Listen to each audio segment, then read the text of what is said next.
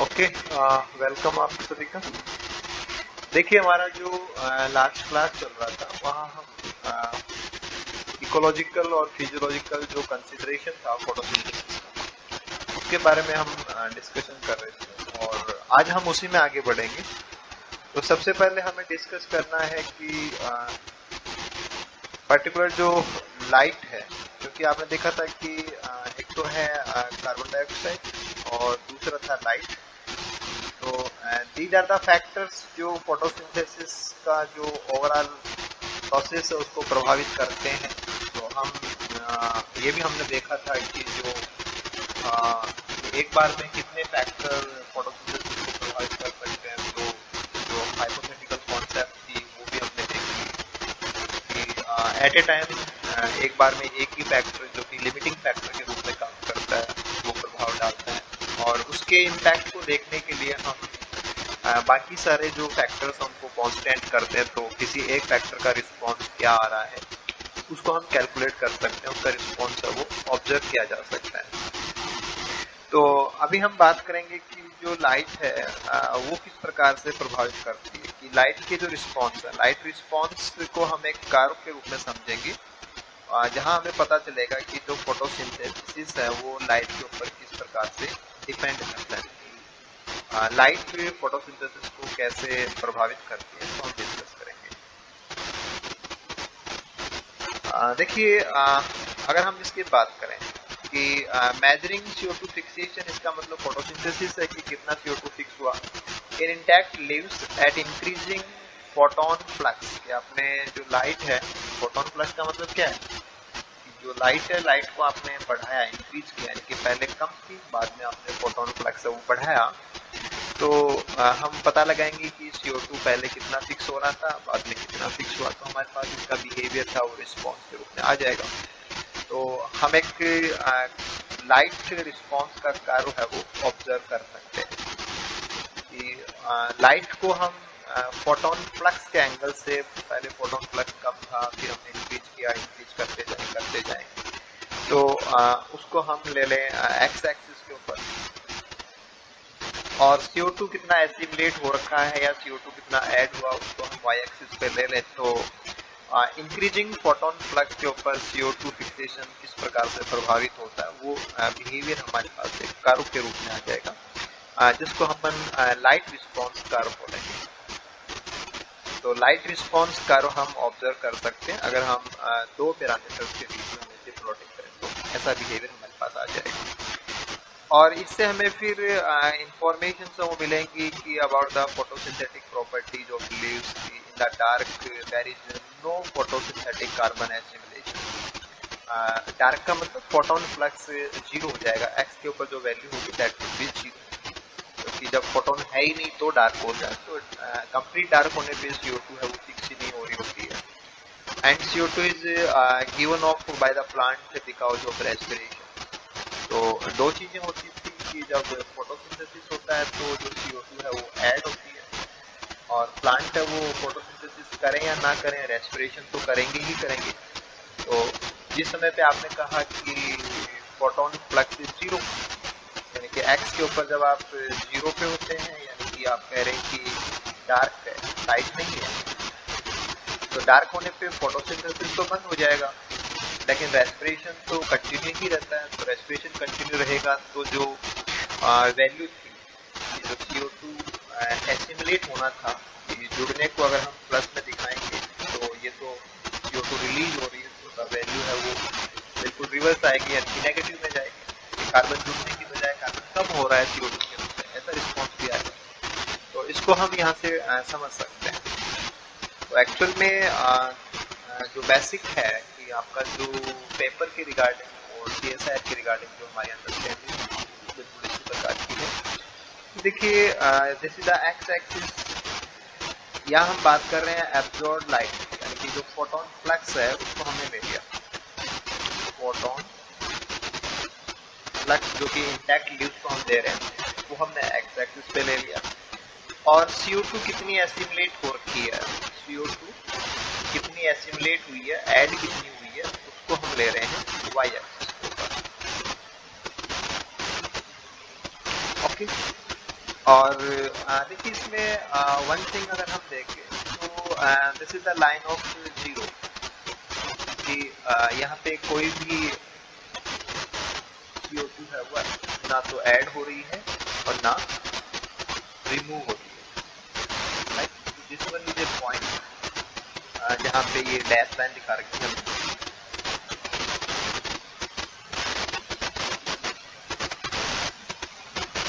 अगर हम बात करते हैं कि फोटोन फ्लक्स जब जीरो है यानी कि कंप्लीट डार्क है, this is the situation for complete dark.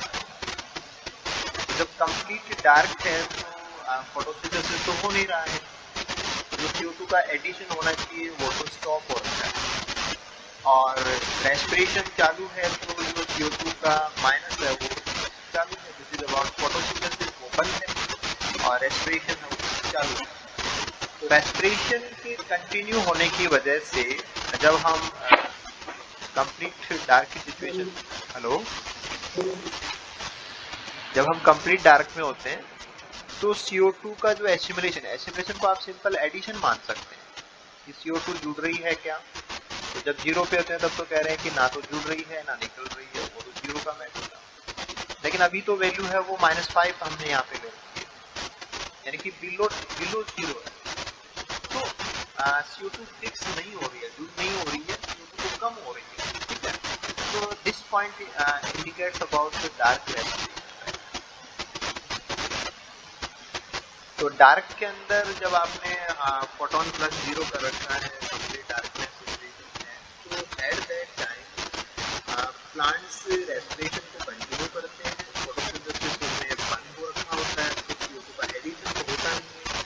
CO2 का जो रिडक्शन है वो जरूर हो रहा होता है। तो ओवरऑल जो एस्टिमेशन है उसके रिगार्डिंग हम बात करें तो वैल्यू की वो कार्बन है वो कम जरूर हो रहा होता है। This is about in dark plant का रेस्पिरेशन कर रहे हैं, फोटोसिंथेसिस बंद हो रहा होता है, जबकि रेस्पिरेशन चालू हो रहा होता है। तो बिकॉज ऑफ दैट जो हमारा यहाँ से अगर आपने एक्स के ऊपर वैल्यू जीरो लिए डार्क किया तो ऐसी कंडीशन में जो वाइट की वैल्यू है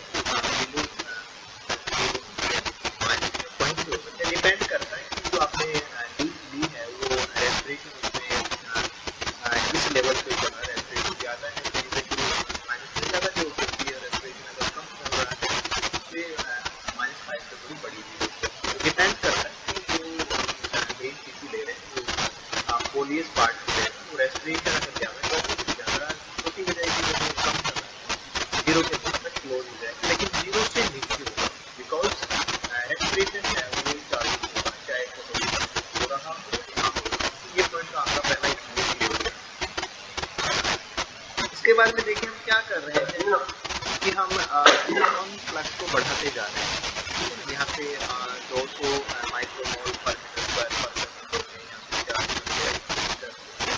यानी कि फोटोन फ्लक्स को हम इंक्रीज कर रहे हैं। फोटोन फ्लक्स को क्या कर रहे हैं, इंक्रीज कर रहे हैं, और इंक्रीज करने पे CO2 एसिमुलेशन जो कर्व है उसका रिस्पॉन्स हमारे पास क्या आ रहा है कि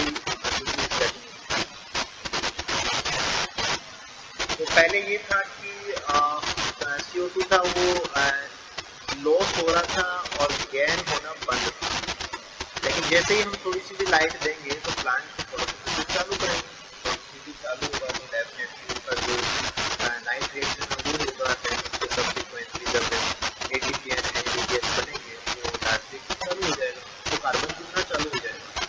तो दो चीजें थी, जैसे आप फोटोसिंथेसिस में करते हैं तो इसमें कार्बन का जुड़ना चालू होता है और रेस्पिरेशन को करते हैं तो कार्बन का लॉस हो जाता है। तो रेस्पिरेशन वाला पार्ट तो आपका कांस्टेंट है कि आप कुछ करें या ना करें ये तो होगा ही होगा, यानी कि माइनस है वो चालू रहेगा। अब प्लस वो अगर होगा तो ये दोनों एक दूसरे को काउंटर बैलेंस कर सकते हैं, और अगर धीरे धीरे कार्बन का जुड़ना अगर चालू हुआ धीरे धीरे आपका लाइफ थोड़ा थोड़ा कार्बन जुड़ना चालू हो जाएगा। और एक ऐसा पॉइंट आएगा जहाँ पे रेस्पिरेशन में जितना कार्बन लॉस हो रहा है, रेस्पिरेशन में जितना लॉस हो रहा है, respiration loss of carbon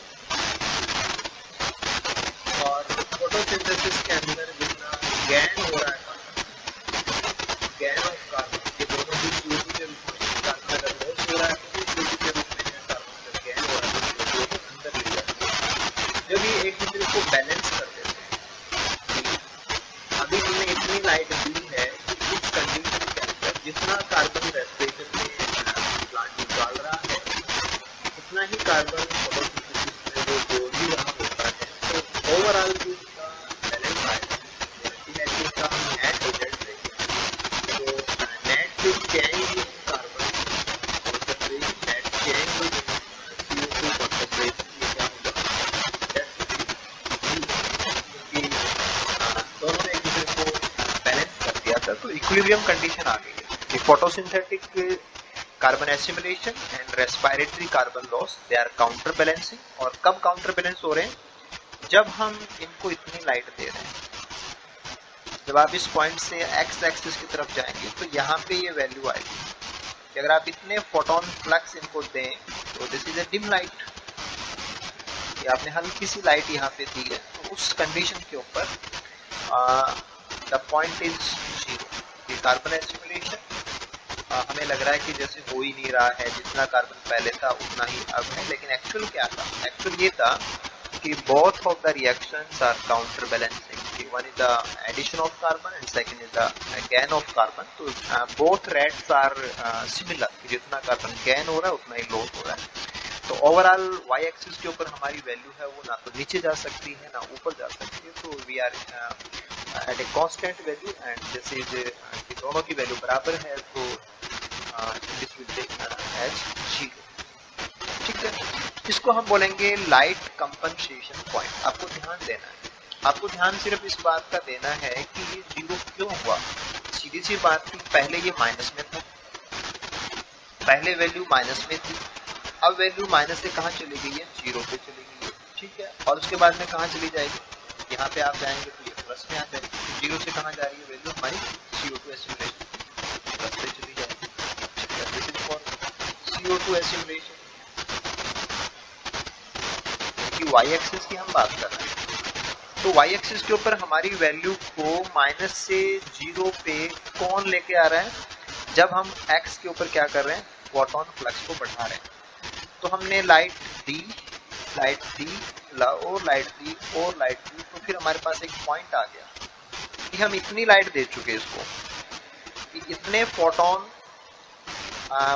photons के जो माइक्रोमोल पर मीटर स्क्वायर पर सेकेंड हमने जो एब्जॉर्ब लाइट यहाँ पे उसको प्रोवाइड करा दी, तो उसकी वजह से, लाइट की वजह से ये कंपनसेशन आ। कंपनसेशन का मतलब माइनस और प्लस एक दूसरे को काउंटर बैलेंस कर देते हैं, कि जितना माइनस हो रहा था उतना ही प्लस हो रहा है, तो ओवरऑल क्या हो गया, जीरो हो गया। तो this is the compensation point, and that compensation point is due to change in X axis. तो चेंज इन एक्सिस का मतलब क्या हो गया कि हमने लाइट को इंक्रीज किया, यानी कि फोटोन हमने थोड़े से ज्यादा दे दिए, तो अब जैसे ही दोनों रिएक्शन थी वो एक दूसरे को बैलेंस कर रही है, तो हमारे पास एक कंपनसेशन आ गया, and that point is CO2 compensation point, यानी कि CO2 का अपटेक, और ये तो हो गया फोटोसिंथेसिस, एंड CO2 का इवोल्यूशन, ये हो गया रेस्पिरेशन। तो बोथ रेट्स आर इक्वल। तो पहले हमारा जो वैल्यू है वो माइनस में होता है, बिकॉज फोटोसिंथेसिस बंद होता है लेकिन रेस्पिरेशन कंटिन्यू होता है। जैसे जैसे हम फोटोन देंगे तो धीरे धीरे फोटोसिंथेसिस में कार्बन जुड़ना स्टार्ट होगा, और फिर एक ऐसी कॉन्सेंट्रेशन आएगी, जितने फोटोन का नंबर आएगा पर मीटर स्क्वायर पर सेकेंड, उस अमाउंट के ऊपर photosynthetic carbon Uptake and respiratory CO2 evolution that will be counterbalance, and that point will be called as light compensation point। तो ग्राफ में पहले स्टार्टिंग -5 से आपने की थी, फिर आप 0 पे जाते हैं, तो 0 पे आपको जो ग्राफ मिलेगा that is for light compensation point. इसके बाद में आप फर्दर फोटोन बढ़ा देते हैं, यानी कि इंटेंसिटी ऑफ लाइट को आपने इससे फिर आगे लेकर के गए एक्स एक्सिस के ऊपर। तो यहां तक हमारा ग्राफ है वो राइज हो रहा है।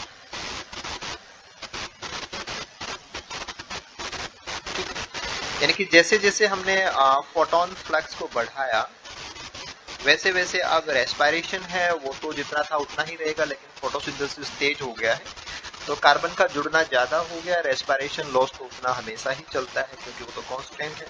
तो फोटोसिंथेसिस बढ़ गया है, और बढ़ने की वजह से जो CO2 एसिमिलेशन था वो ज्यादा हुआ, CO2 इवोल्यूशन था वो उतना ही था, तो फोटोसिंथेसिस एक्सीड कर गया। फोटोसिंथेटिक जो कार्बन एसिमिलेशन है, कार्बन का जो जुड़ना है वो एक्सीड कर गया।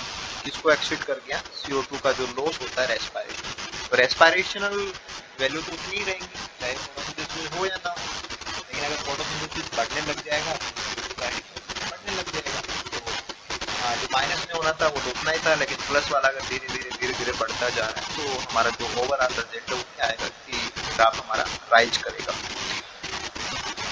यहाँ तक अगर हम देखें, इसके बाद में हमारा जो ग्राफ है वो क्या करेगा, लाइट को रिस्पॉन्स देना बंद कर रहा है और यहाँ पे हमारा ग्राफ धीरे धीरे क्या हो जाएगा, फ्लैट हो रहा है, स्ट्रेट हो गया।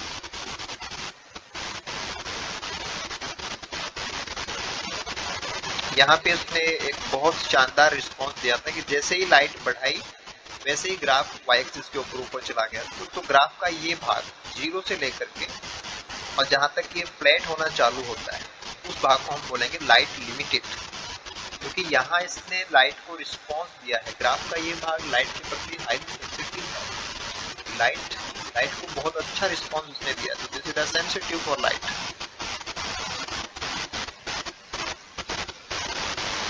सेंसिटिव फॉर फोटोन फ्लक्स आप बोल सकते हैं। हाँ, अगर इससे ज्यादा फोटोन अगर आपने दी, इससे हम और ज्यादा लाइट इसको देते हैं तो ग्राफ अब इतना रिस्पॉन्स नहीं दे रहा है। यानी कि एक्सपेक्टेड लाइन क्या होती है, एक्सपेक्टेड लाइन तो ऐसे होती है कि इनको ऐसे राइज हो जाना चाहिए था, यानी कि कार्बन एस्टिमुलेशन बहुत ज्यादा ऐसे बढ़ जाना चाहिए था, लेकिन वो ग्राफ उधर नहीं जा रहा।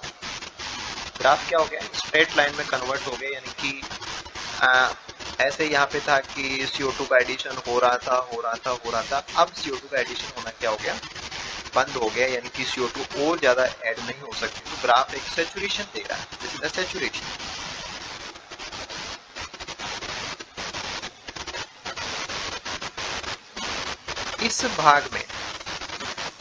इस भाग में अगर हम ग्राफ को चाहें कि और राइज हो जाए तो वो तभी हो सकता है जब हम इसको एक्स्ट्रा CO2 दें। यानी कि स्टोमेटा से जितनी भी CO2 आई थी वो आपने कांस्टेंट वैल्यू ले ली, फिर आपने लाइट बढ़ाई, फोटोसिंथेसिस बढ़ गया, आपका ग्राफ राइज हो रहा था, आप कह रहे थे कि लाइट को रिस्पॉन्स दे रहा है, बढ़िया चल रहा था ग्राफ, आपने कहा लाइट लिमिटेड है। अब जितनी CO2 मेसोफिल में आ रखी थी वो सारी कंज्यूम होगी, मैक्सिमम आ गया था उसका।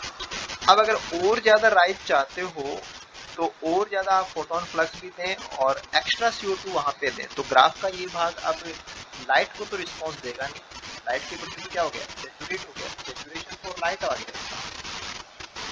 लाइट को तो आप कुछ भी कर लो, बढ़ाओगे तो अब ये ग्राफ ऊपर नहीं जाने वाला, लाइट के प्रति सैचुरेट हो गया सिस्टम।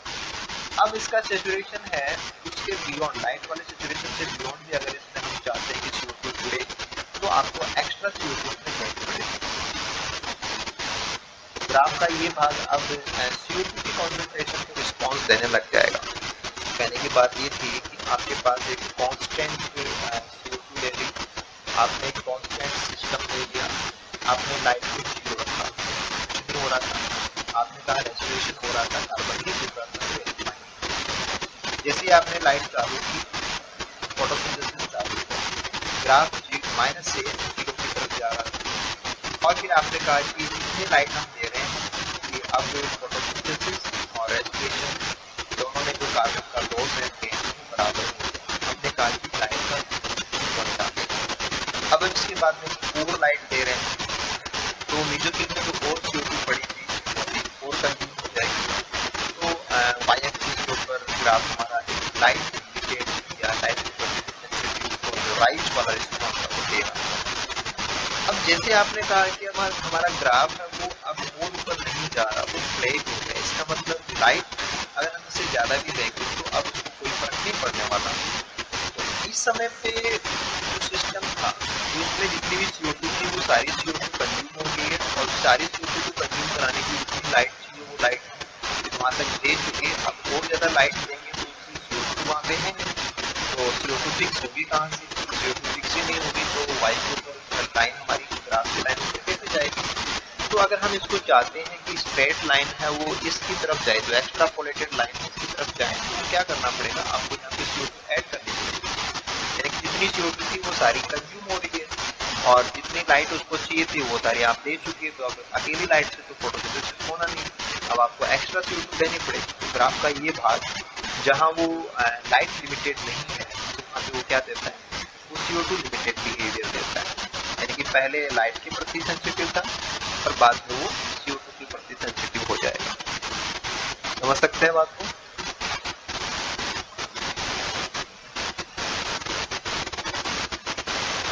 क्लियर है ना? Yes sir. Yes sir.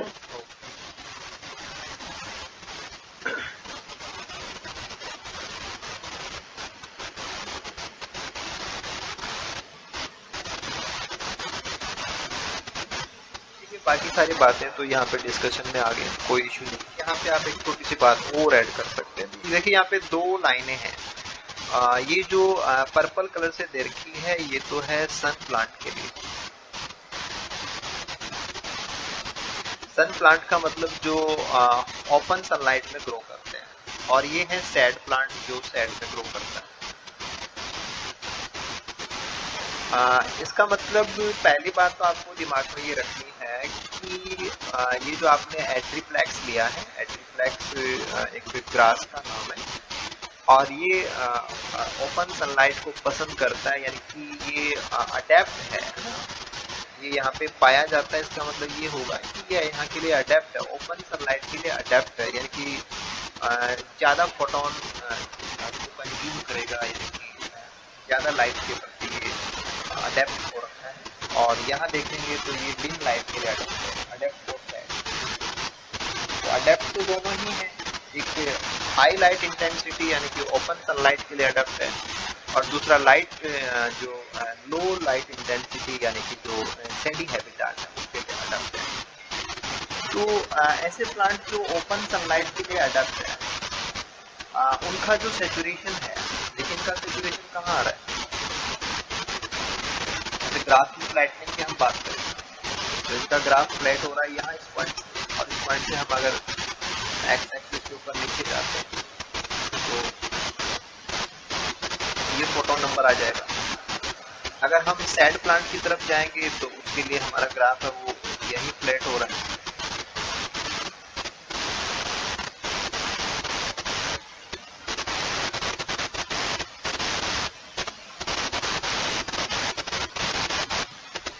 यानी कि जो लाइट के प्रति जो सेचुरेशन था, ये वाला पार्ट क्या था?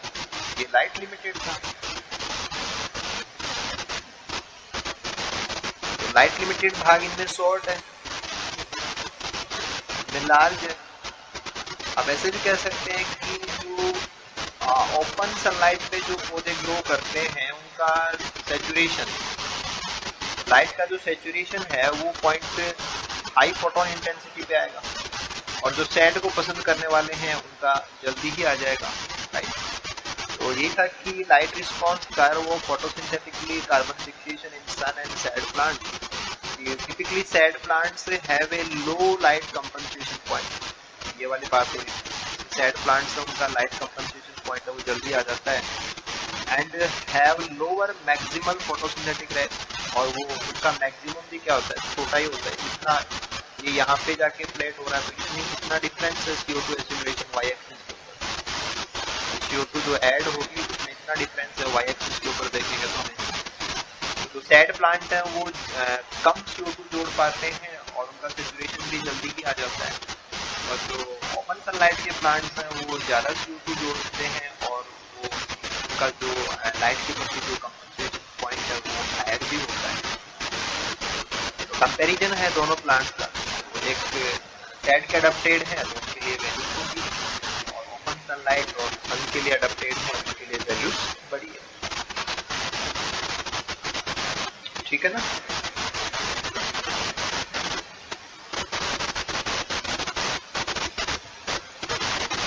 ओके।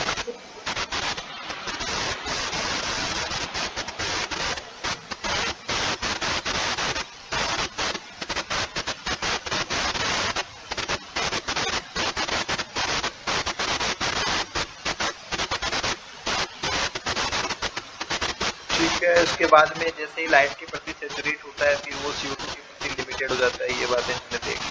अब हम इस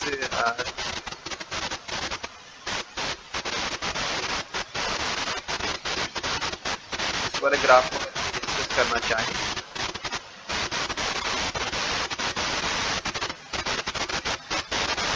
यहाँ पे देखो आपको light response of photosynthesis of sun plant grown under sun और सैड कंडीशन। तो प्लांट तो आपने लिया है एट्रीफ्लेक्स का, तो एट्रीफ्लेक्स कैसा है, सन के लिए अडेप्टेड है, ओपन सनलाइट के लिए अडेप्टेड है। अब जो सन के लिए अडेप्ट है उसको आप दो कंडीशन में ग्रो करा रहे हो कि एक तो उसको सन में ग्रो करा रहे हो, इसको आप दो प्रकार की कंडीशन में ग्रो करा रहे हैं, एक तो ओपन सनलाइट में और एक सैड में।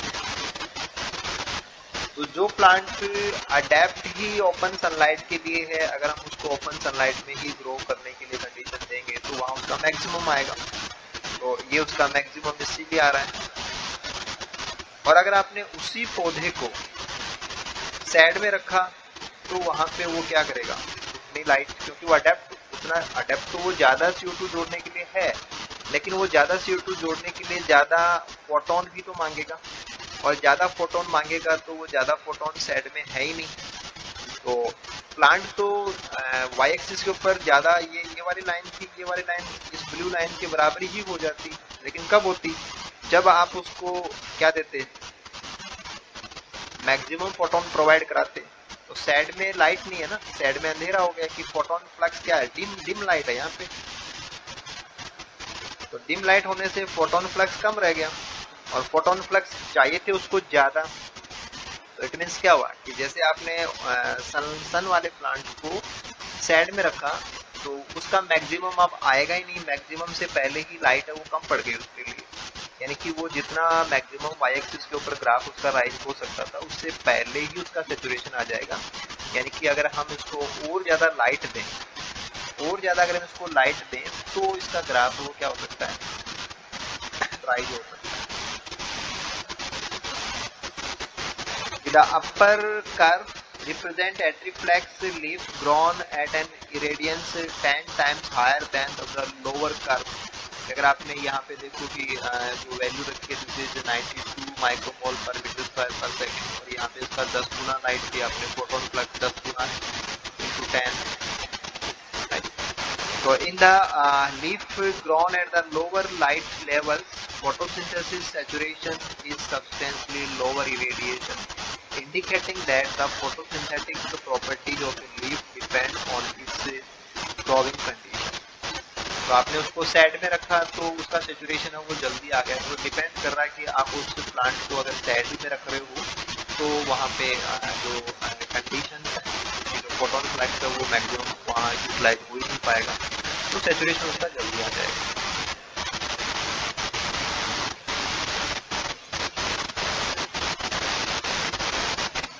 इसके बाद में देखिए ये चीजें हमारी मैकेनिज्म को डिस्कस करते समय हो गई थी कि जब एक्सेसिव लाइट प्लांट को रिसीव होती है, लीव्स को रिसीव होती है, तो लीव्स उसको डिसिपेट कर देती है, डिसिपेट एक्सेस लाइट एनर्जी। तो पत्तियां हैं उनको ये करनी जरूरी भी होती है, क्योंकि अगर नहीं करेंगे तो फोटो डैमेज हो सकता था, फोटो डैमेज हो सकता था। तो फोटो डैमेज ना हो इसके लिए जरूरी था कि वहाँ पे ये भी आपने दिया था कि नॉन फोटोकेमिकल क्वेंचिंग है, ये भी होती है, कुछ फ्लोरोसेंस के रूप में लाइट है वो भी डिसिपेट हो जाती है, हीट के रूप में भी डिसिपेट होती है।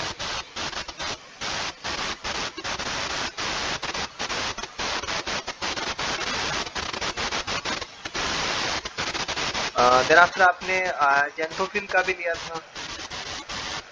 जो जेंथोफिल है वो वर्क करता है लाइट को डिसिपेट करने के लिए।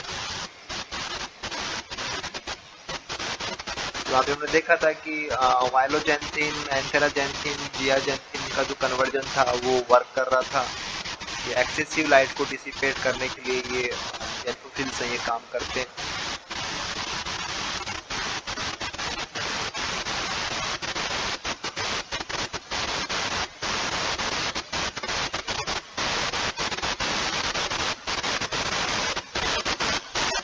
तो वही चीज यहाँ पे बताई हुई है कि जो एक्सेस लाइट एनर्जी है, एक्सेस का मतलब ये है कि जब हमारा फोटो सिस्टम को जितनी लाइट चाहिए उससे ज्यादा वो सैचुरेट हो गया, उसके अदर देन अगर एक्स्ट्रा एक्साइटेशन है तो वो एक्सेस लाइट में ही काउंट होगा। तो excess light energy in relation to a light response curve of photosynthetic evolution की द ब्रोकन लाइन, ये जो टूटी हुई लाइन, the broken line shows theoretical oxygen evolution in the absence of any rate limitation of photosynthesis।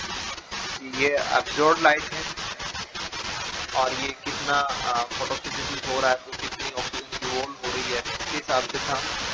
तो अगर photo damage जैसा कोई सिस्टम ही ना होता, कि फोटो डैमेज की कोई संभावना ही ना हो, तो क्या होना चाहिए कि एब्जॉर्ब लाइट को बढ़ाते जाओ, फोटोसिंथेसिस बढ़ता जाएगा, फोटोसिंथेसिस बढ़ता जाएगा तो ऑक्सीजन इवोल्यूशन है वो भी बढ़ता जाएगा।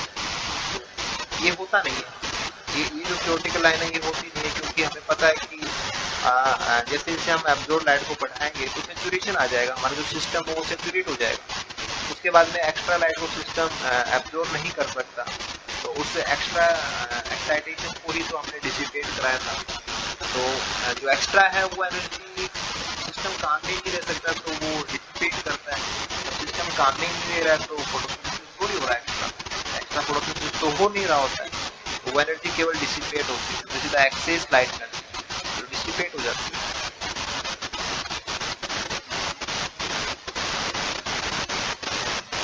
फोटोसिंथेटिक ऑक्सीजन इवोल्यूशन है वो कांस्टेंट हो जाएगा। ऐसा थोड़ी कि हम लाइट को बढ़ाते जाएं फोटोसिंथेसिस बढ़ता जाए, ऐसा नहीं होता है।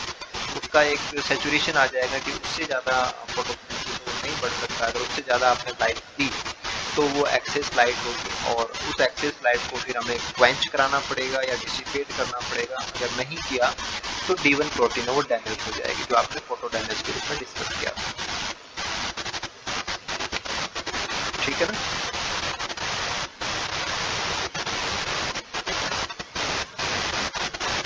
वो आपने वहां पे ले लिया था, जस्ट उसका रिपीटेशन जैसा ही है। तो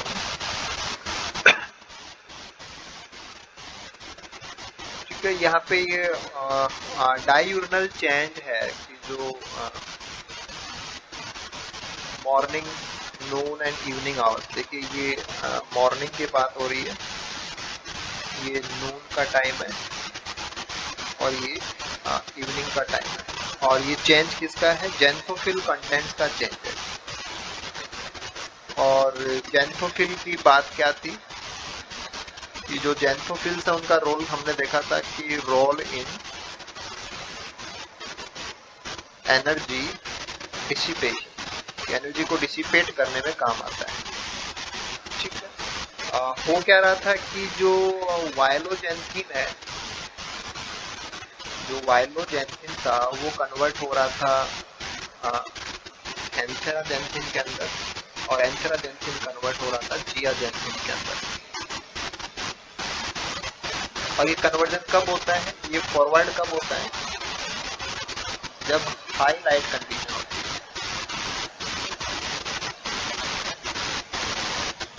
और वापस ही होता है, साइकिल आपने डिस्कस किया था कि ये बैक भी हो जाता है, जियाजेंथिन एंथेरो में कन्वर्ट हो जाता है, एंथेरो बाद में वापस वायलो में कन्वर्ट हो जाता है। और ऐसा कब होगा?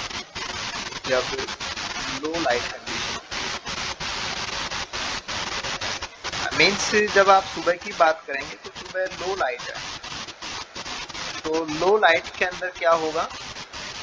वायलोजेंथिन मैक्सिमम होगा, वायलोजेंथिन मैक्सिमम होगा, और जो जियाजेंथिन और एंथेरोजेंथिन है ये लो होंगे। और जैसे द लाइन फॉर जियाजेंथिन एंड एंथेरोजेंथिन, उनकी वैल्यू लो होगी।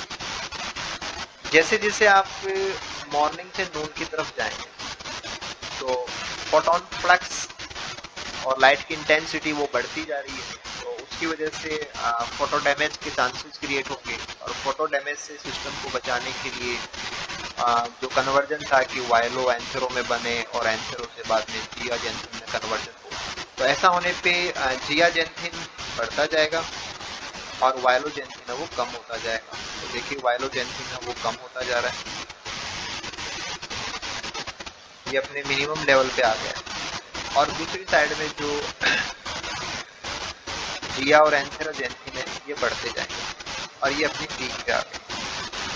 कि जब हम बात करते हैं नून की, तो नून के ऊपर वायलो है वो लो हो चुका है क्योंकि मोस्टली वायलोजेंसिन जियाजेंसिन में कन्वर्ट हो गया है। तो जियाजेंसिन वायलो जितना कम हुआ उतना ही जियाजेंसिन है वो बढ़ चुका होता है। अब नून के बाद में वापस आप इवनिंग की तरफ जाएंगे तो इंटेंसिटी दोबारा से वीक हो जाएगी, तो ये रिवर्स वाला चालू हो जाएगा। तो रिवर्स वाला होते ही वापस वायलो बढ़ने लग जाएगा और जियाजेंसिन कम होने लग जाएगा। अल्टीमेटली वापस उसकी लेवल है तो पहले वाले ही जाएंगे। तो वायलोजेंसिन पहले हाई होता है, फिर नून में कम हो जाता है, फिर इवनिंग में दोबारा हाई हो जाएगा। जब वायलो कम होता है तो हमें पता है कि वायलो जिया में कन्वर्ट हो रहा होता है, तो पहले जिया कम होता है, बाद में जियाजेंसिन की वैल्यू बढ़ जाती है। क्योंकि जिस समय पे हम यहाँ पे हैं नून की बात करें, उस नून वाले टाइम के अंदर एक्सेसिव जो एनर्जी है वो मैक्सिमम सिस्टम के पास आ रही है, तो मैक्सिमम क्वेंचिंग अभी करनी पड़ रही है। तो नॉन फोटोकेमिकल जो क्वेंचिंग है, मैक्सिमम क्वेंचिंग वो कब करनी पड़ती है?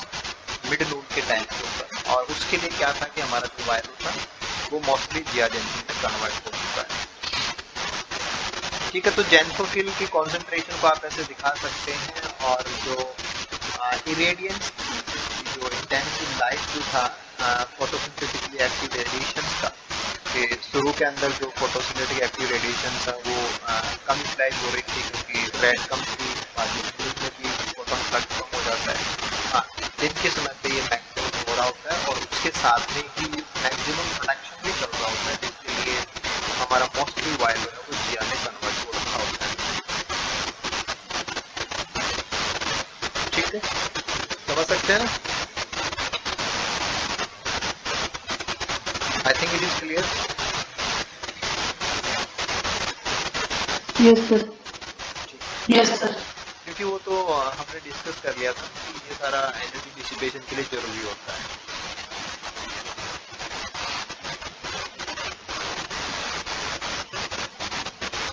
उसके बाद में हम फर्दर बात करते हैं कि आइसोप्रीन सिंथेसिस।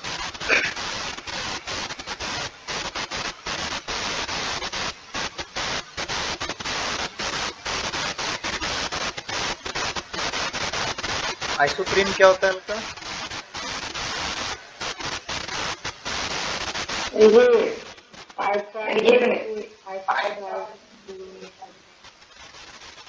फाइव कार्बन का स्केलेटन होता है, ठीक है। इसमें डबल बॉन्ड कितने होते हैं? डबल बॉन्ड कितने होते हैं इसमें?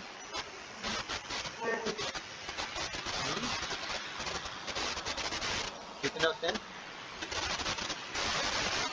कितने होते हैं? 2। नाम क्या होता है? 1,3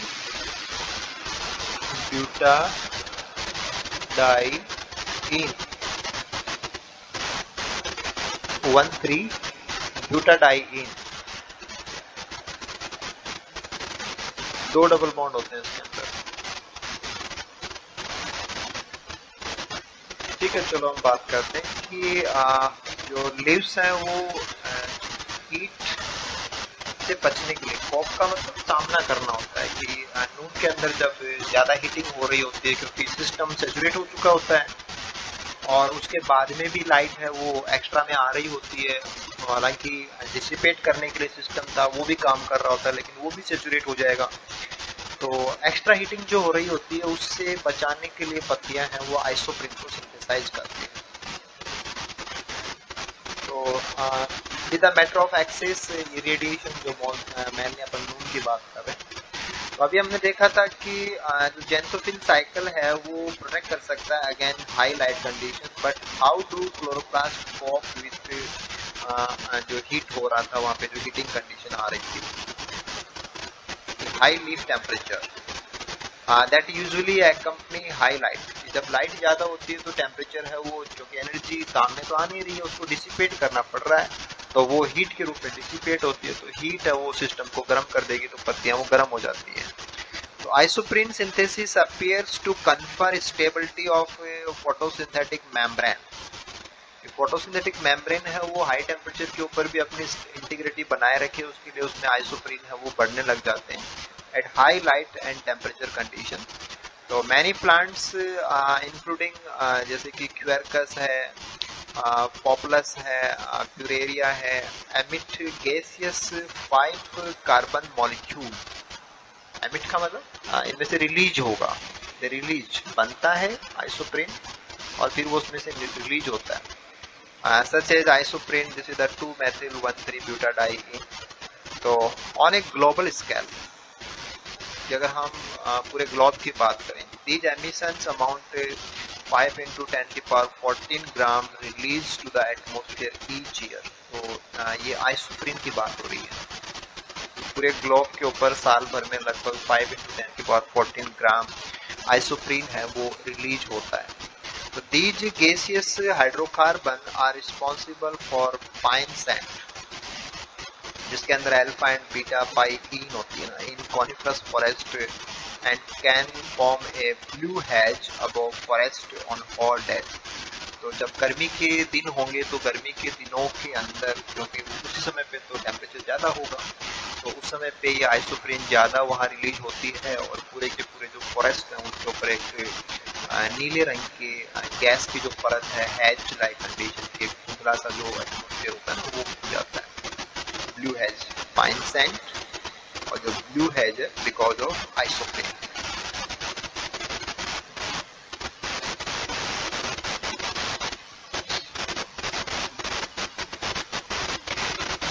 Because isoprene and related hydrocarbons play an important role in atmospheric chemistry, they have attracted much attention from atmospheric scientists.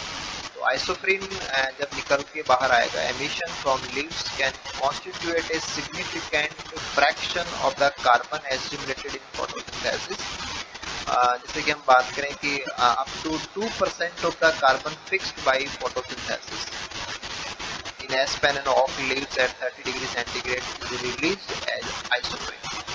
तो टेम्परेचर हाई होने पे आइसोप्रीन के अंदर 5 कार्बन है, और जब आइसोप्रीन रिलीज होती है तो 5 कार्बन का लॉस होता है, और फोटोसिंथेसिस के अंदर जो कार्बन है वो ऐड होता है। तो अगर पौधा आइसोप्रीन रिलीज कर रहा है, इसका मतलब कार्बन को लॉस कर रहा है, और ये कार्बन लॉस काफी हद तक इसको मेजर किया तो दिस इज अराउंड 2%। यानी कि फोटोसिंथेसिस में जितना कार्बन जोड़ा जाता है उसका कुछ भाग है वो पौधे जब हाई लाइट और हाई टेम्परेचर कंडीशंस होती है तो आइसोप्रीन के रूप में भी पौधे उसको लॉस्ट कर देते हैं। तो अच्छा सेक्शन है, थोड़ी सी एक नई बात है आपको ऐड करनी चाहिए, जो CSIR की क्वेश्चंस हैं उनके रिगार्डिंग ये चीज आपको थोड़ी सी क्लियर रहनी चाहिए।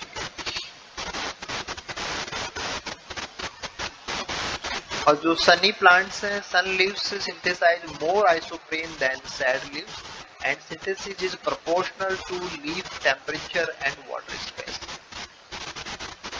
तो लीफ टेम्परेचर जितना ज्यादा होगा आइसोप्रीन उतनी ज्यादा बनेगी, वाटर स्पेस जितना ज्यादा होगा आइसोप्रीन उतना ज्यादा बनेगा, और जो सन प्लांट्स हैं वो सैड प्लांट्स की तुलना में ज्यादा बनाएंगे। Evidence that isoprene confer stability of photosynthetic membrane under high temperature comes from 3 types of experimental results. ये आपने कहा कि टेम्परेचर बढ़ा, टेम्परेचर बढ़ने पे कार्बन लॉस हुआ और ये आइसोप्रीन के रूप में बाहर निकल रहा है, और इससे मेम्ब्रेन को फायदा होता है। ये चीज प्रूव कैसे होती है, तो इसके लिए हम बात करेंगे कि whereas preventing isoprene emission, अगर आपने आइसोप्रीन एमिशन को रोक दिया with an inhibitor increases susceptibility to damage by heat, तो ऐसे पौधे जिनमें हमने आइसोप्रीन बायोसिंथेसिस को हमने डिस्टर्ब कर दिया तो उनमें आइसोप्रीन बनेगी नहीं, तो आइसोप्रीन के रूप में जो एमिशन था वो भी नहीं होगा। तो ऐसे पौधे जिनमें आइसोप्रीन नहीं बनती, आपने म्यूटेंट प्लांट ले लिया ना जिनका आइसोप्रीन बायोसिंथेसिस आपने डिस्टर्ब कर दिया, तो दे आर म्यूटेंट प्लांट। और अगर हम म्यूटेंट प्लांट को हम हाई लाइट पे ग्रो करा रहे हैं कि हाई लाइट की वजह से आपको हाई टेम्परेचर कंडीशन अगर आप दे रहे हैं तो उनको डैमेज हो रहा है, डैमेज बाय हीट। यानी कि हमने उनका केवल आइसोप्रीन बनना रोका तो उनको टेम्परेचर से प्रॉब्लम हो रही है, यानी कि टेम्परेचर से जो प्रॉब्लम होती है उससे बचाने के लिए आइसोप्रीन काम करता होगा। तो adding isoprene to plants that do not produce isoprene confirm heat stability.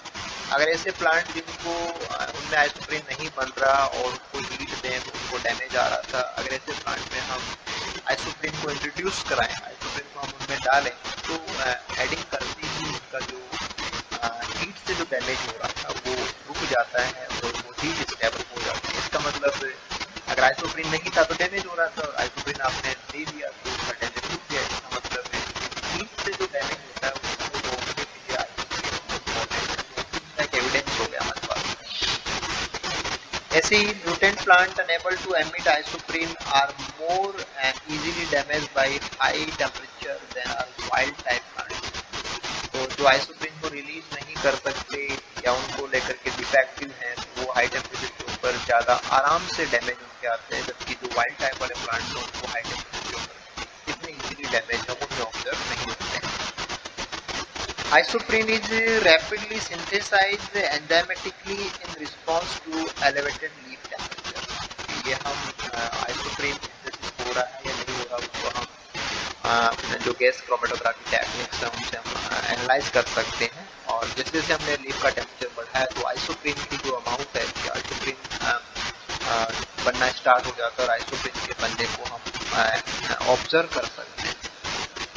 Experimentally ये डिटेक्ट किया जा सकता है कि जैसे ही लीफ टेम्परेचर बढ़ता है तो आइसोप्रीन का जो सिंथेसिस है वो बढ़ जाता है और आइसोप्रीन की कॉन्सेंट्रेशन को हम ऑब्जर्व कर सकते हैं, तो मेजर कर सकते हैं। तो यहाँ से ये चीज़ निकल के आई कि जब लाइट सेचुरेशन के बाद में भी अगर एक्स्ट्रा लाइट आ रही हो तो हीटिंग होगी, और हीटिंग से बचने के लिए आइसोप्रीन वो सिंथेसाइज किया जाता है।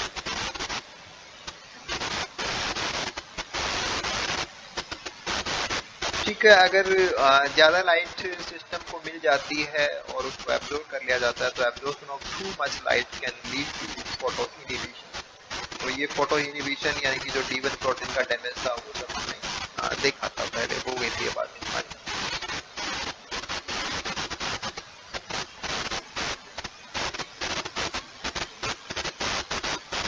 इसको आप यहाँ से फर्दर समझ सकते हैं कि एब्जॉर्ब लाइट एक्स एक्सिस पे आपको यहाँ पे एब्जॉर्ब लाइट दी हुई है, फोटोसिंथेटिक एफिशिएंसी को ऑक्सीजन इवोल्यूशन के रूप में यहाँ पे वाई एक्सिस के ऊपर दिखाया हुआ है।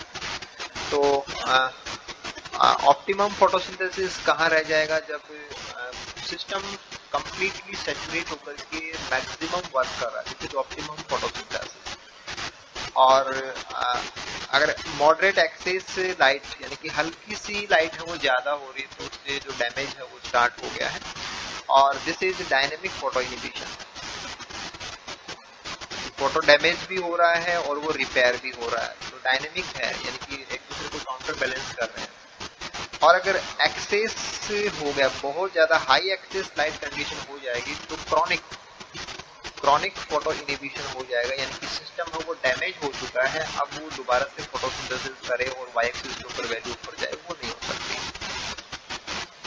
तो जब लाइट ऑप्टिमम होती है तो ऑप्टिमम फोटोसिंथेसिस हो रहा होता है, जब हम थोड़ी सी ज्यादा लाइट दे देते हैं तो डैमेज और उसकी रिकवरी दोनों के बीच में एक डायनेमिक रिलेशनशिप हो सकता है, और अगर बहुत ज्यादा लाइट दे दें तो डैमेज है वो ज्यादा हो चुके होते हैं, और रिकवरी क्योंकि रिकवरी तो D1 प्रोटीन ट्रांसलेशन से बन के आती है और फिर वो री इंसर्ट होती है, तो इट टेक्स टाइम, और डैमेज है वो ज्यादा होने लग जाएंगे और रिकवरी है वो स्लो हो जाएगी, तो फोटो इनहिबिशन है वो अपनी क्रॉनिक कंडीशन पे चला जाता है।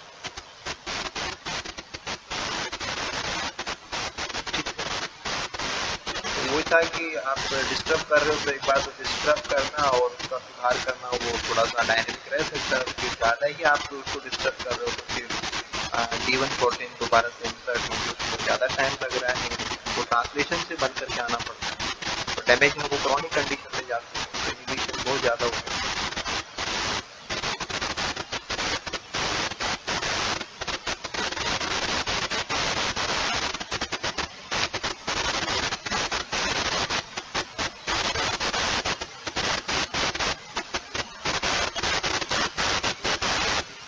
इसके बाद में हम बात करते हैं कि जो फोटोसिंथेटिक सिस्टम है वो CO2 को कैसे रिस्पॉन्ड करता है।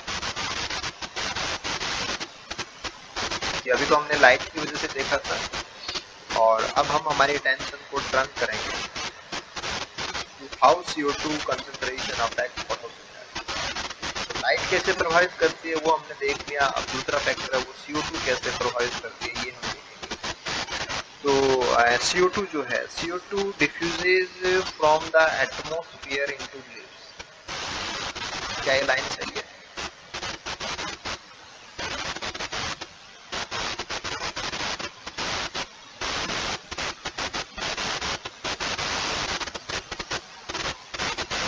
क्या एटमॉस्फेयर से CO2 डिफ्यूज होकर के पत्तियों में जाती है, या ऐसा ही होगा?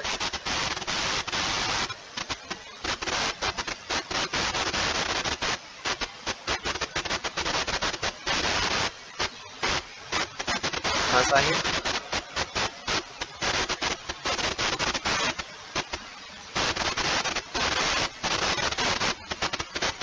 CO2 डिफ्यूज होती है क्या एटमॉस्फेयर से पत्तियों के अंदर, डिफ्यूज होके जाती है क्या CO2?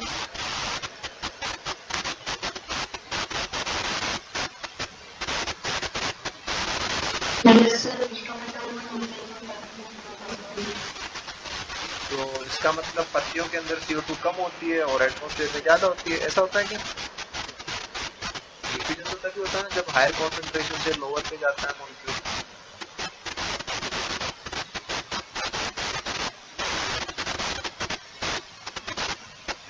आगे था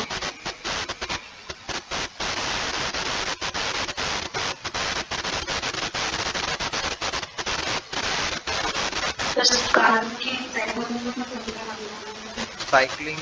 साइक्लिंग को थोड़ा सा जस्टिफाई करो, साइक्लिंग कैसी साइक्लिंग बताना चाह रहे हो?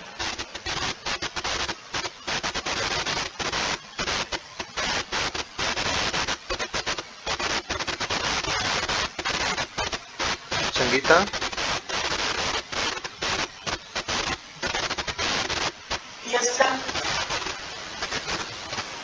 क्या ऐसा है?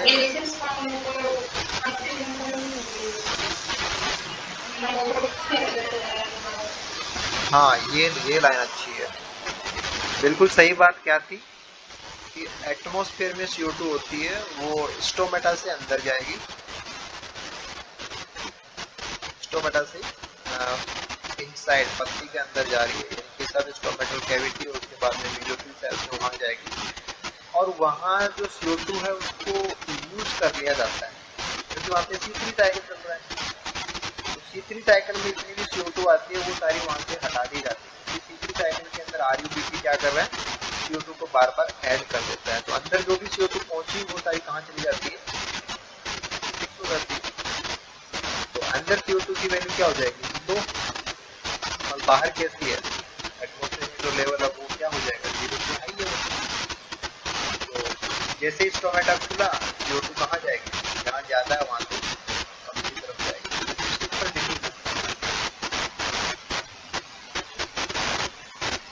तो fast stomata open, then through the intercellular airspace and ultimately into the cells and chloroplast CO2 भागी चली जाती है, यानी कि उसको रोकने वाला कोई नहीं है। जहाँ पे सबसे कम है वो कौन है, इंटीरियर है, मेसोफिल सेल्स है, और ज्यादा कहाँ पे, एटमॉस्फेयर में है।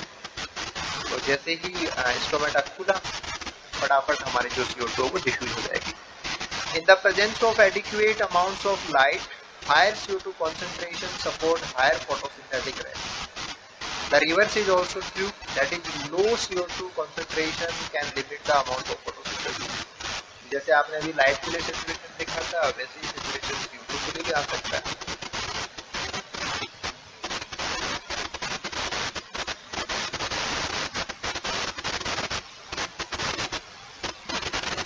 ठीक है, ये तो एटमॉस्फेरिक CO2 कॉन्सेंट्रेशन की बातें हैं, एटमॉस्फेयर के अंदर CO2 का लेवल हो वो राइज होता ही जा रहा है। ये देखिए, ये जो टाइम स्केल है ईयर्स अगो से अराउंड 1.5 मिलियन ईयर्स अगो पहले की बात हो रही है। CO2 कॉन्सेंट्रेशन कितना कम था, अब CO2 कॉन्सेंट्रेशन कितना हाई होता है। और पिछले ईयर्स के अंदर हम देखें तो 1000, 1500, 2000, अभी तो हम 2000 जाने वाले हैं। तो हमारा राइज है वो कितना एक्सपोनेंशियल चल रहा है, हर बार ये बढ़ता ही जा रहा है CO2 का कॉन्सेंट्रेशन। हाँ, पत्तियों के अंदर जो मेसोफिल की बात करेंगे तो वहाँ पे तो CO2 कम ही होती है, एटमॉस्फेयर में कॉन्सेंट्रेशन बढ़ती जा रही है। डिफ्यूजन की रेट अगर आप बात करें कि भाई 1.5 मिलियन साल पहले पत्तियों में CO2 कितनी स्पीड से जाती थी, अब तो उससे भी ज़्यादा तेज स्पीड से जाएगी, एटमॉस्फेयर में उसका बहुत ज़्यादा बढ़ी। ठीक है, ग्रीन हाउस इफेक्ट क्या होता है कि बढ़ी हुई CO2 की वजह से ग्रीन हाउस इफेक्ट है वो लागू हो जाता है, टेम्परेचर राइज हो जाता है, क्योंकि CO2 ग्रीन हाउस गैस के रूप में भी काम करती है।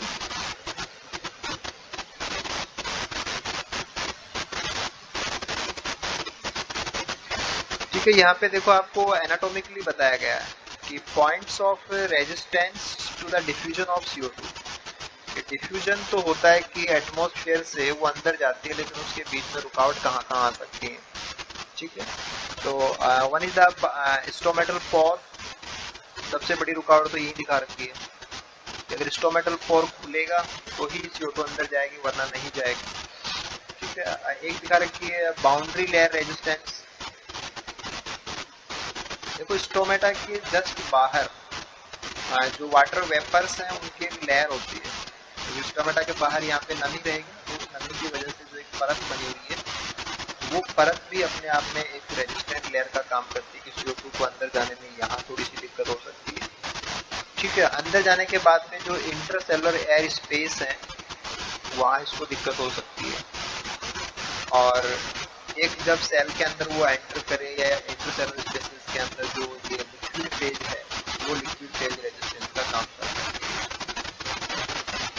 हालांकि ये रुकावटें हम इतना ज़्यादा सिग्निफिकेंट नहीं लेंगे। हाँ, इसमें सबसे बड़ा इम्पोर्टेंट फैक्टर वो तो यही रहेगा कि अगर स्टोमेटा खुले हुए हैं, क्योंकि अल्टीमेटली जब हम बात करते हैं कि वे प्रोडक्शन होगा नहीं होगा या वो रेट है वो कम हो या ज़्यादा हो, डिपेंड करता है कि इंटैक्ट पत्ती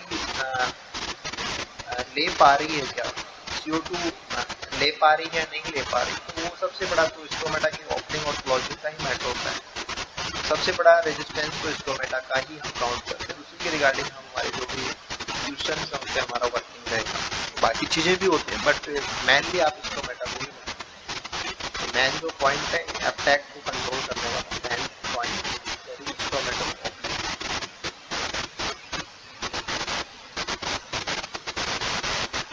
ठीक है,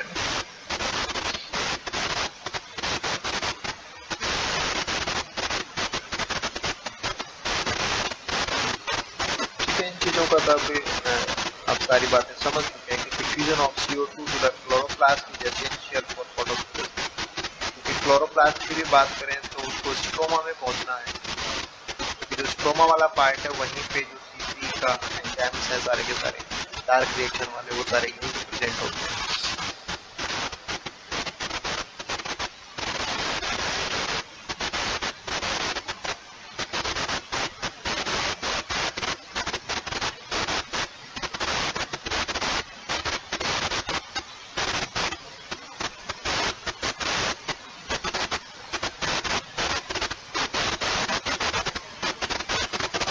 इस पॉइंट को भी आप फर्दर ऐड कर सकते हैं कि अगर हम बात करें कि जो पैटर्न्स हैं, patterns of light absorption generate gradients of CO2 fixation with the leaf. पत्ती के अंदर हर जगह पे बराबर CO2 है वो फिक्स नहीं हो रही होती है, ज़्यादा से लेकर के कम तक का एक पूरा ग्रेडियंट होगा ना, ग्रेडियंट पूरी लीफ में हर जगह पे बराबर CO2 फिक्स नहीं हो रखी होती है, उसका एक मैक्सिमम फिक्सेशन से लेकर के एक मिनिमम तक का ग्रेडियंट होता है।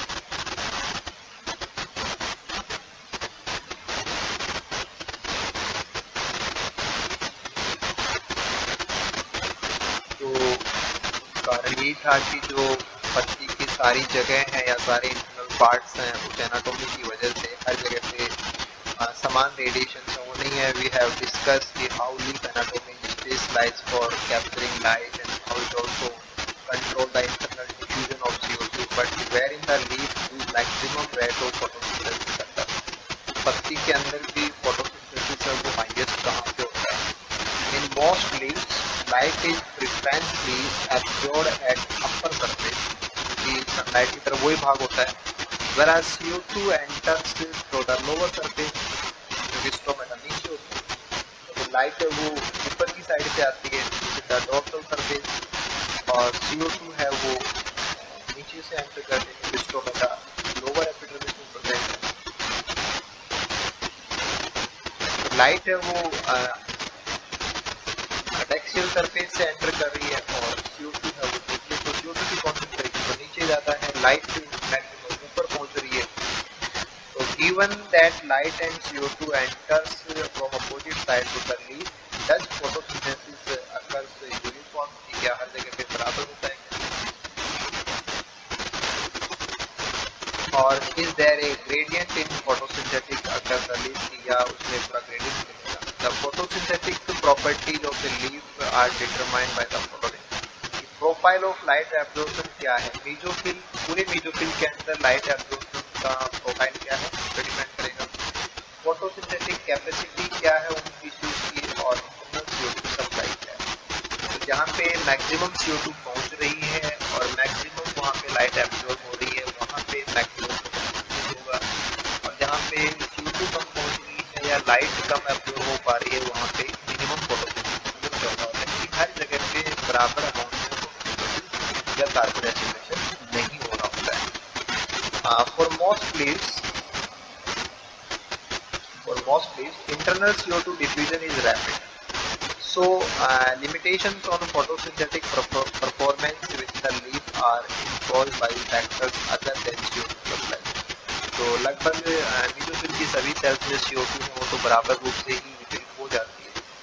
When white light enters the upper surface of a leaf, blue and red light है वो तो ऊपर ही सोख ली जाएंगे, preferentially absorbed by the chloroplast near the irradiant surface, owing to the strong absorption band of the chlorophyll in the blue and red regions of the spectrum. तो जैसे ही ऊपर की परतों की बात करें, मीजोफिल की जो सबसे ऊपर वाली परतें हैं वो रेड लाइट को और ब्लू लाइट को तो वही सौंप लेगी, और रेड लाइट और ब्लू लाइट को कोई कितना सोख रहा है उसी से डिपेंड करते हैं कि फोटोसिंथेसिस कितना होगा।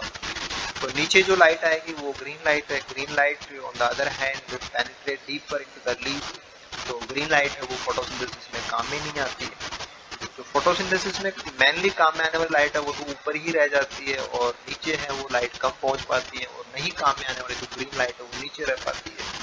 तो अगर ये तो हम जानते हैं कि ब्लू एंड रेड की तुलना में जो ग्रीन लाइट है वो काम में नहीं आती है, तो ग्रीन को वो कम एब्जॉर्ब करते हैं। तो yet green light is very effective in supplying energy for photosynthesis in the tissue with the leaf depleted from the blue and red photon.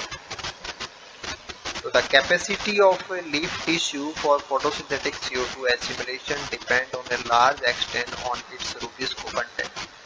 कि आप लाइट को दे देंगे, CO2 भी दे देंगे, लेकिन वहाँ पे रूबिस्को की अमाउंट है वो भी कंट्रोल कराएगी कि रूबिस्को होगा तभी तो हम CO2 को एसिमिलेट करना स्टार्ट कर सकते हैं। अगर हम बात करें विसिया फाबा की, rubisco content start out low at the top of the leaf increasing towards the middle, की पत्ती के ऊपर वाली साइड में रूबिस्को कम है वहाँ की मीजोफिल सेल में, और फिर बीच की तरफ जाएंगे तो बढ़ने लग जाएगा and decreasing again toward the bottom. तो अगर हम पत्ती की अब ऊपर की सरफेस में देखें तो वहाँ पे भी कम है, और नीचे की सरफेस में देखें वहाँ पे भी कम है, और बीच वाले पार्ट के अंदर रूबिस्को के amount maximum in the case of Vicia faba. तो थोड़ा सा हम इसका एक ले सकते हैं कि यहाँ पे पत्तियों के अंदर रूबिस्को का वितरण है वो भी एक जैसा नहीं होता।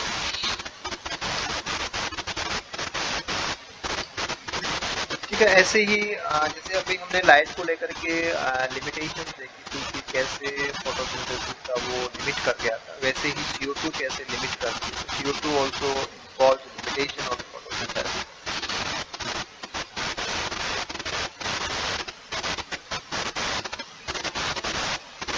ठीक है, ये तो डिस्ट्रीब्यूशन ऑफ रूबिस्को की हो गई थी कि टिश्यू डेप्थ, तो ये तो अपर सरफेस हो जाएगी, ये लोअर सरफेस हो जाएगी। तो बीच वाले पार्ट के अंदर जो रूबिस्को कंटेंट है वो मीजोफिल का जो मिडल पार्ट है, मिडल ऑफ मीजोफिल,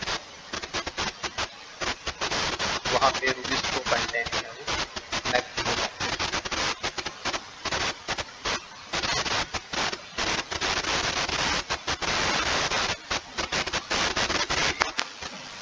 यहाँ से हमें डिस्कशन करना है कि जो CO2 कॉन्सेंट्रेशन है वो किस प्रकार से फोटोसिंथेसिस को अफेक्ट करेगी और उसके रिगार्डिंग सेंसिटाइजेशन और कंपनसेशन किस प्रकार से रहेगी।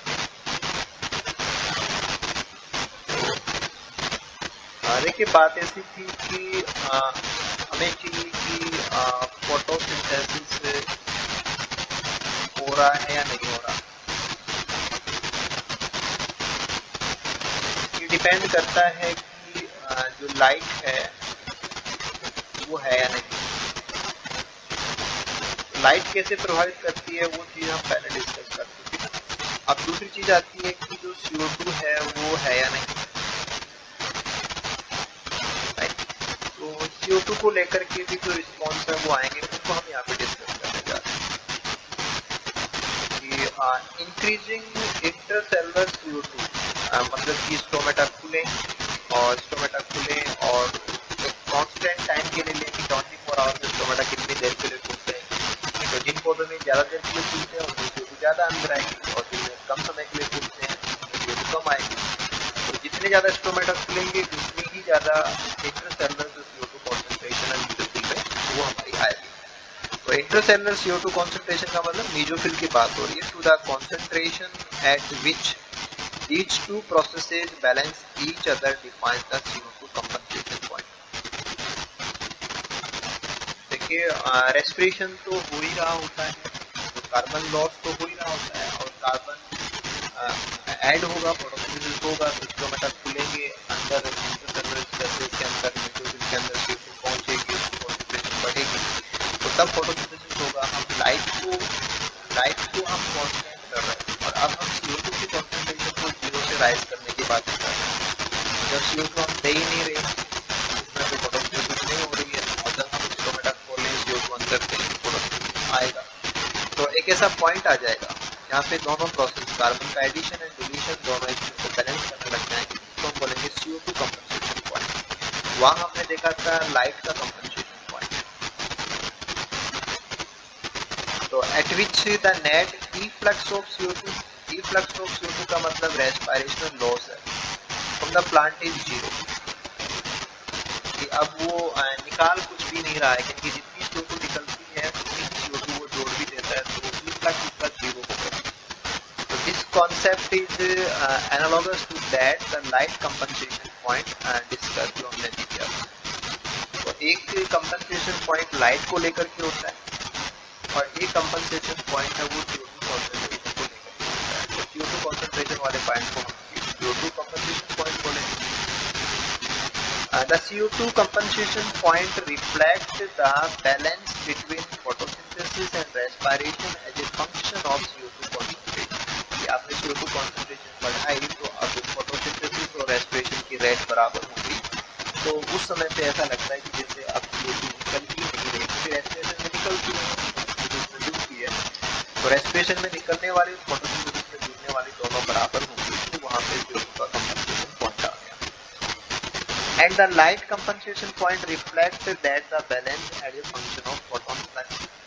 तो CO2 देने पे दोनों चीजें बराबर हो गई, वो CO2 कंपनसेशन पॉइंट, और लाइट के फोटोन हमने थोड़े से बढ़ाए तो फोटोन फ्लक्स के ऊपर जो डिपेंड कर रहा था कंपनसेशन वो लाइट का। तो आपने कौन सी चीज 0 से बढ़ाना चालू किया, आपने लाइट को बढ़ाया, आपने CO2 को बढ़ाया, वो CO2 का कंपनसेशन। इसके बारे में हम देख रहे हैं कि जो हमारे C3 प्लांट और C4 पौधे हैं उनका रिस्पॉन्स अलग अलग प्रकार का आएगा। इन C3 plant increasing CO2 above the compensation point stimulate photosynthesis over a wide concentration।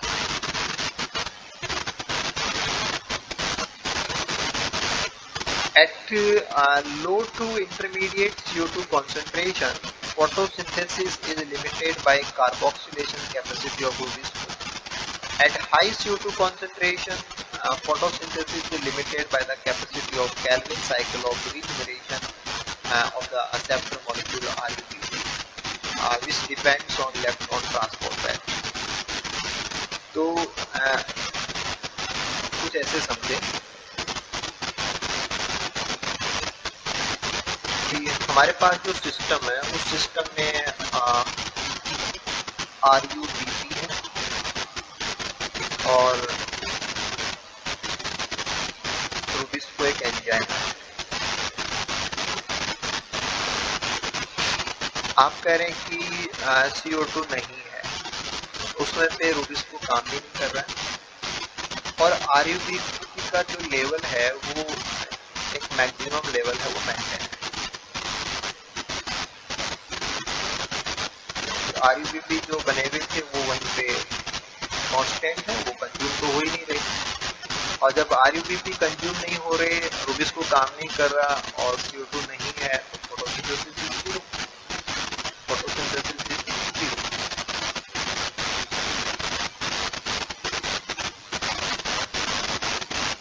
Photosynthesis is zero इसका मतलब आप कह रहे हैं कि addition of carbon is zero. Addition of carbon is zero, carbon जुड़ नहीं रहा है। लेकिन मीनवाइल रेस्पिरेशन तो चालू रहता है हमेशा, रेस्पिरेशन तो ऑन है। इसका मतलब deletion of carbon is on. Carbon का लॉस तो हो रहा है लेकिन जुड़ नहीं रहा, तो अगर फोटोसिंथेसिस नहीं करेगा तो धीरे धीरे कार्बन है वो पौधे में कम होता जाएगा, यानी कि पौधा कार्बन को बर्न करके तो रेस्पिरेशन कर रहा था। अब हम इसमें CO2 ऐड कर रहे हैं, CO2 ऐड कर रहे हैं, तो CO2 ऐड करेंगे तो ये दोनों चीजें एक दूसरे को बैलेंस करेंगी। पहले वो आ जाएगा CO2 कंपनसेशन पॉइंट और CO2 कंपनसेशन पॉइंट के ऊपर रेस्पिरेशन में जितना माइनस हो रहा है और फोटोसिंथेसिस में जितना जुड़ रहा है वो दोनों क्या हो जाएंगे, बैलेंस हो जाएंगे। उसके बाद में हम एक्स्ट्रा दें, फर्दर इसमें हम CO2 ऐड करें। तो अब यहाँ पे देखिए कि सारा सिस्टम वैकेंट पड़ा था, रूबिस्को खाली बैठे थे, RUBP पड़ा हुआ है, CO2 आप दे ही रहे हैं और लाइट यहाँ पे प्रेजेंट है। तो सारी कंडीशंस फेवरेबल हैं, ना तो रूबिस्को कम है, ना RUBP कम है, ना CO2 कम है, ना लाइट कम है, तो फोटोसिंथेसिस होगा, फोटोसिंथेसिस इंक्रीज होगा।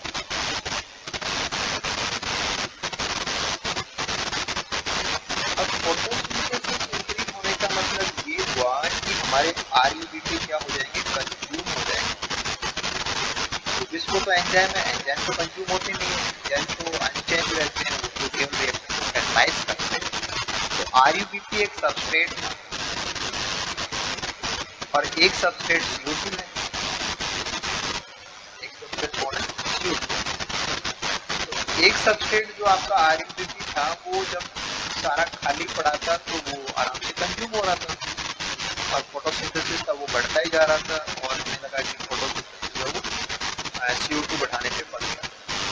लेकिन अब हम और ज्यादा CO2 दें तो CO2 को जोड़ें तो जरूरी है कि RUBP होना चाहिए और RUBP होना चाहिए, इसलिए जरूरी है कि RUBP का रीजनरेशन होना चाहिए, क्योंकि ये कंज्यूम होता है बाद में ये रीजनरेट होकर के C3 साइकिल में हमने देखा था कि RUBP क्या होता है, ये रीजनरेट होता है और रीजनरेट होकर के इसमें वापस से सभी काम में आ सकते हैं। तो इनिशियली जैसे ही हमने CO2 को ऐड किया तो इनिशियली तो RUBP है, तो फोटोसिंथेसिस में एक हमें बेहतरीन जो इंक्रीजमेंट है वो मिलेगा, लेकिन उसके बाद में हमारे RUBP हैं वो कंज्यूम हो जाते हैं, देन वो रिसाइकल होकर के रीजनरेट होकर के जब वापस से अवेलेबल होंगे तो फिर एक्स्ट्रा CO2 है वो कंज्यूम की जा सकती है। यही बात यहाँ पे at a high CO2 concentration, photosynthesis is limited by capacity of Calvin cycle. तो कैपेसिटी ऑफ कैल्विन साइकिल का मतलब ये कि सबस्ट्रेट ही नहीं है तो C3 साइकिल होगा कहाँ से, ठीक है। और वो क्या थी, टू रीजनरेट, दोबारा से ये बन करके आए तभी तो CO2 जुड़ेगा।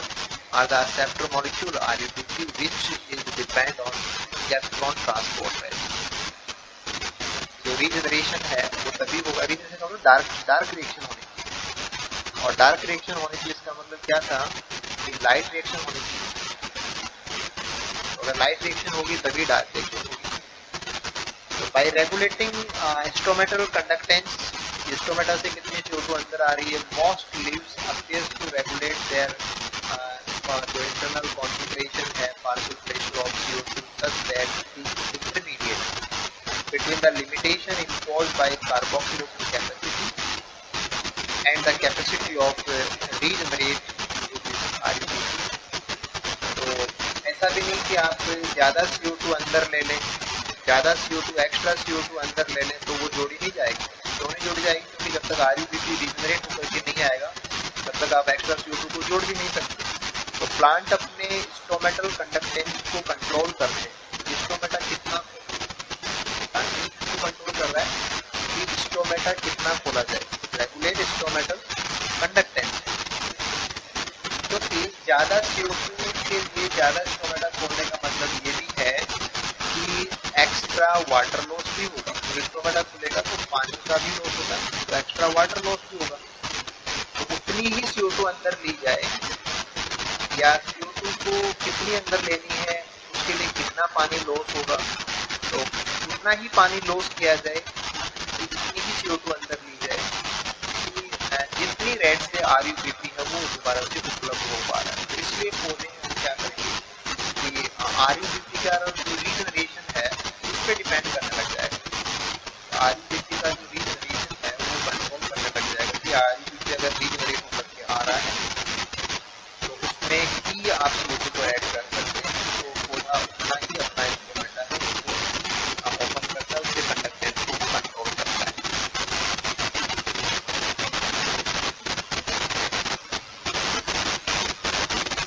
अगर हम इनके रिस्पॉन्स के ग्राफ को plot of CO2 assimilation as a function of intracellular partial pressure of CO2 कितनी है और फोटोसिंथेसिस कितना हो रहा है, tells us how photosynthesis is regulated by CO2 independent of the functioning of instrumenta के unrelated sample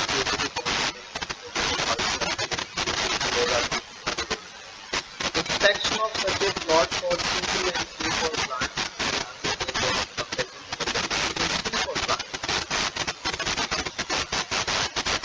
photosynthetic rate saturate at the pressure value for CO2 at about 15 Pascal reflecting the effective CO2 concentrating mechanism operating in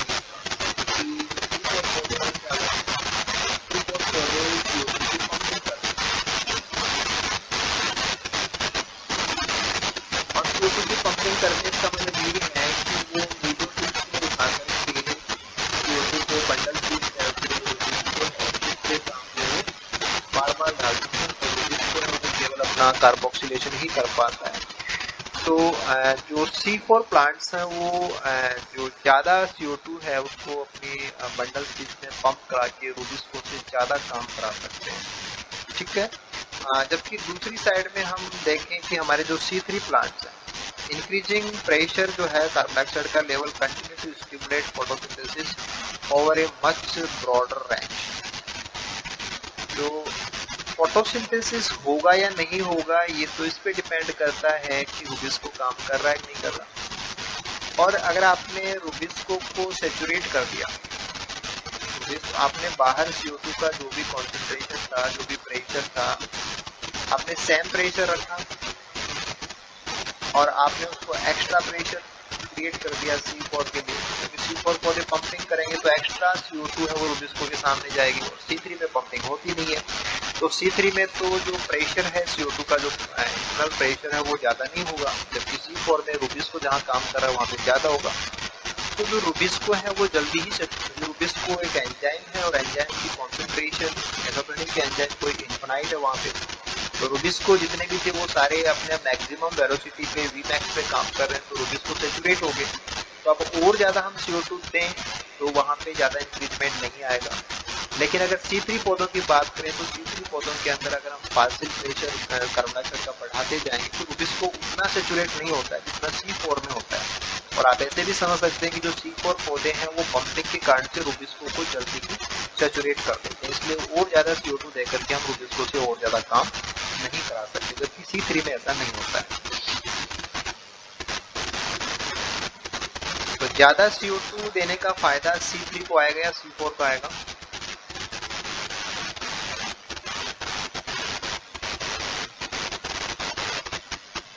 आप extra CO2 देकर के extra photosynthesis कराना चाहते हैं, तो इसके लिए C3 पौधे अच्छे हैं या C4 पौधे अच्छे हैं?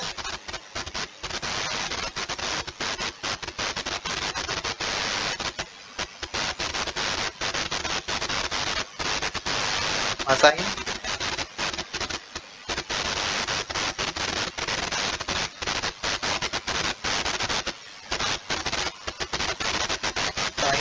सुन पा रहे हो ना? सर C4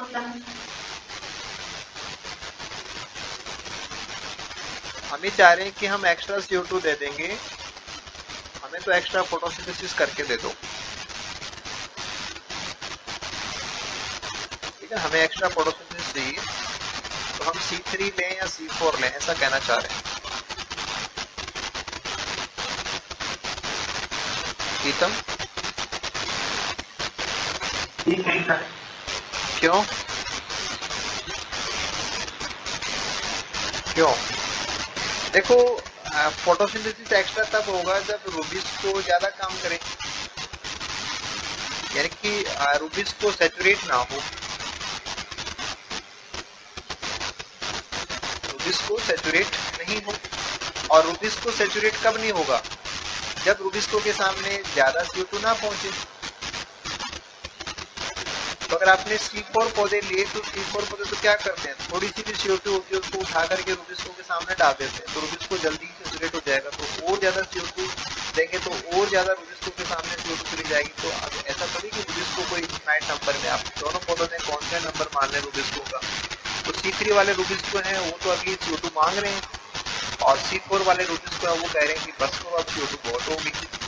तो जल्दी सैचुरेट कौन हो जाएगा? C4 वाले हो जाएंगे, C4 में पंपिंग है इसलिए रूबिस्को के पास ज्यादा CO2 पहुंच जाए। तो हम एक्स्ट्रा और CO2 देंगे तो वहाँ एंजाइम का उपलब्ध ही नहीं है, एंजाइम सारे अपना मैक्सिमम वेलोसिटी पे काम कर रहे हैं, सारे रूबिस्को अपना मैक्सिमम काम करें तो और ज्यादा काम थोड़ी उससे करा सकते हैं, तो वो सैचुरेट हो जाएंगे। ठीक है, समझ पा रहे हैं बात को?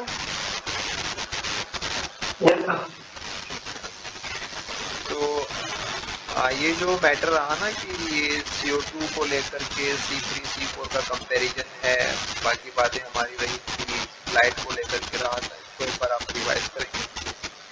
ये सेक्शन काफी अच्छा है क्वेश्चंस के रिगार्डिंग, क्योंकि फोटोसिंथेसिस से एक बहुत बढ़िया क्वेश्चन सी पार्ट में दोनों बिहेवियर से पूछा जा सकता है, लाइट के रिगार्डिंग और जो CO2 कॉन्सेंट्रेशन उसके रिगार्डिंग और C3 C4 के कंपैरिजन के रिगार्डिंग। इन चीजों का आप रिपीट करके थोड़ा सा क्लियर कर लेना, ताकि इसके बिहार के ऊपर जो क्वेश्चन राइज होते हैं उनको हम आराम से कर पाए।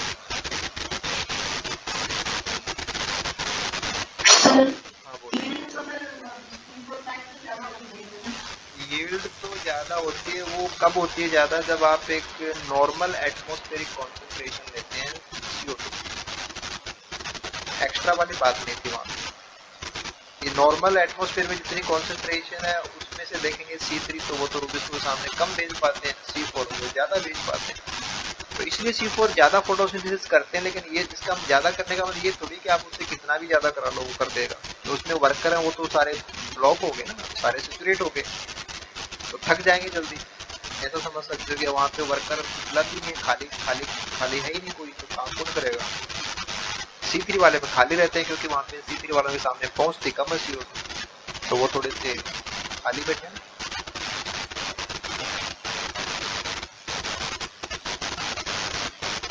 समझ पा रहे हैं? Yes sir. एक बात ऐसी थी कि आप रूबिस्को चाहे कहीं भी हो, काम तो रूबिस्को को करना है, और एक तो ऐसी कंडीशन जिसमें रूबिस्को के सामने पंपिंग होती है, तो रूबिस्को के सामने मटेरियल पड़ा है CO2, तो वो पहले से ही उसको हैंडल कर रहा है, वो सैचुरेट हो गया, अब उसको और ज्यादा देंगे तो वो और ज्यादा काम थोड़ी करेगा, काम तो अपनी मैक्सिमम स्पीड पे करेगा और उसकी मैक्सिमम आर की है। तो अब आप उससे और ज्यादा CO2 देके और काम करा लें, ऐसा तो वो नहीं करेगा। जबकि C3 में ऐसा नहीं होता, क्योंकि C3 में रूबिस्को के सामने कोई पंपिंग तो है नहीं, तो आप बाहर बढ़ाएंगे तो रूबिस्को के सामने भी थोड़ी सी CO2 बढ़ जाएगी, तो ऐसा लगेगा कि रूबिस्को है वो वहाँ पे थोड़ा रिस्पॉन्स दे रहा है, वो सेंसिटिव है, वो C4 सेंसिटिव नहीं है इतने ज्यादा।